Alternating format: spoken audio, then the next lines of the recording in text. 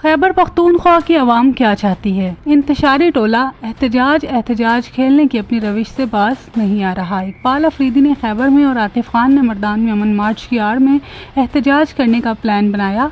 पहला सवाल ये पैदा होता है कि इंतशारी टोला किसके खिलाफ एहतजाज करना चाहता है? सूबे का वजीर आला तो अली अमीन है, सूबे का इंतजाम इसी के पास है, तो क्या एहतजाज अली अमीन के खिलाफ होगा? क्या अली अमीन ये गारंटी देता है कि इकबाल अफरीदी और आतिफ खान के अमन मार्च में शरपसंद अनासर बन्नू वाक़े की तरह शरपसंदी नहीं करेंगे? मर्दान पन्नू पेशावर में अमन व अमान कायम रखना पुलिस और सिविल इंतजामिया का काम है, तो फिर इन इलाकों में मौजूद police, CTD, special branch, frontier constabulary और यहाँ की खासादार फोर्सेस की जिम्मेदारी है कि वो हर तरह के अमन मार्च के जलसे जुलूसों को सिक्योरिटी फराहम करे। ये तमाम इदारे सूबाई हुकूमत के मातहत है, मगर अफसोस पन्नू में मार्च के दौरान कोई सिक्योरिटी फराहम नहीं की गई और अब मर्दान और खैबर में भी ऐसा ही होगा और शरपसंदों को खुली छूट मिलेगी। खैबर पख्तूनख्वा की अवाम 11 साल से एहतजाजी सियासत बर्दाश्त कर रही है। सूबे का इंतजाम इंसराम चलाने के लिए कभी कोई मनसूबाबंदी नहीं की गई।